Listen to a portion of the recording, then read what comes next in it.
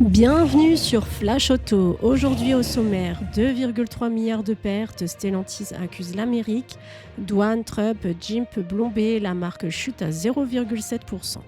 Nouvelle Citroën C3 Aircross, nouvelle version 50 kWh, 394 km d'autonomie, mais 2000 € plus cher et toujours 113 chevaux, raisonnable, pas sexy. Tesla Model Y essentiel, pas de Model 2, juste un Model Y allégé à moins de 40 000 €, moins d'équipement, mais Tesla reste dans le match. Enfin, un Q3 hybride rechargeable 120 km en électrique, recharge rapide à partir de 55 000 €, taillé pour les pros.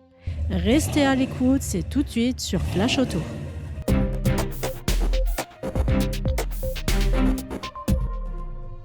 Les résultats semestriels de Stellantis sont tombés et autant vous le dire tout de suite, c'est une claque. 2,3 milliards d'euros de pertes en 6 mois et le groupe ne cherche pas à maquiller les chiffres. C'est net, c'est franc et c'est surtout très américain. Mais est-ce vraiment la faute à l'Amérique? On décrypte tout ça ensemble. Antonio Filosa, le nouveau patron du groupe Stellantis, a présenté des résultats à faire pâlir tous les actionnaires. 2,3 milliards d'euros de pertes, une marge opérationnelle en chute libre de 13% à 0,7%. On est à deux doigts du néant, on est très loin des 5,6 milliards de bénéfices du premier semestre 2024.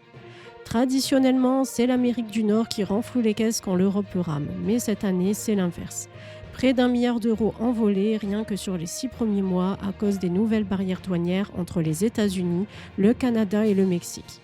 Résultat, Jeep et Dodge, qui dépendent fortement de ces chaînes d'assemblage transfrontalières, en prennent plein la tête.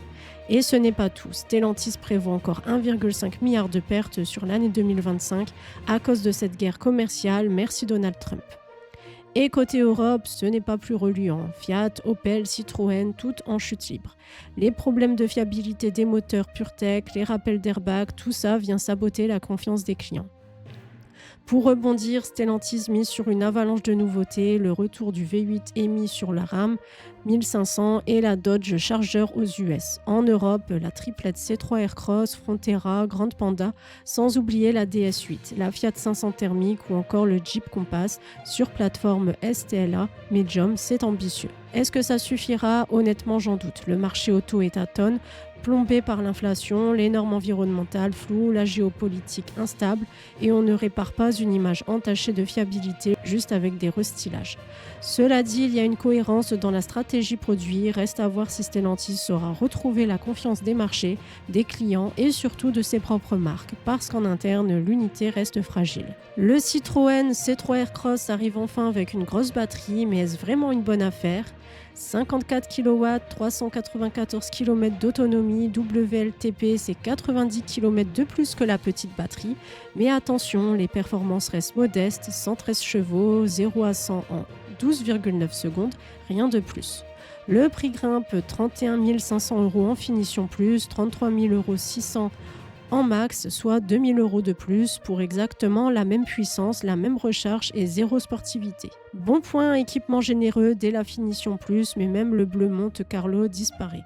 Remplacé par un blanc gratuit, Citroën joue la carte du rationnel, pas de la séduction. C3 Aircross longue autonomie est pensée pour les familles tranquilles, pas pour les amateurs de frissons, à ce prix compétitif oui, mais pas enthousiasmant. La Tesla abordable pour 2025, ce ne sera pas un modèle 2, mais un modèle Y allégé, déception aux stratégies malignes.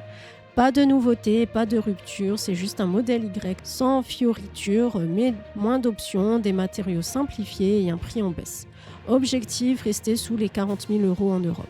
Tesla ralentit, la concurrence chinoise fonce et Musk le reconnaît, les gens n'ont plus les moyens d'acheter une voiture neuve. Ce modèle Y essentiel, une réponse de crise, pas une révolution. Bonne idée pour relancer les ventes, peut-être, mais attention, en jouant la carte du low cost sans innover, Tesla risque de diluer son image tech et premium, une version épurée mais pas excitante. Et vous, ça vous tente un modèle Y moins cher mais plus basique? Bon plan ou produit au râpé? Audi lance enfin une Q3 hybride rechargeable, mais vaut-elle le coup face à la concurrence déjà bien installée?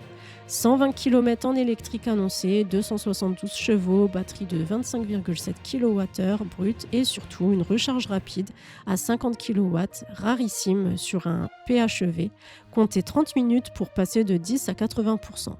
Prix de base 55 000 € en finition design, 60 550 en S-Line, mais Audi soigne les pros, loyer à 690 € par mois sans apport, équipement haut de gamme inclus, une offre bien calibrée pour les flottes. Trop tard sur le marché, peut-être, mais Audi arrive avec plus d'autonomie, une recharge rapide et une vraie polyvalence. Pas de quattro, pas de sportivité, mais un PHEV enfin crédible pour les bons profils. C'est la fin de Flash Auto, merci de nous avoir écoutés et à très vite pour un nouveau point sur l'actualité.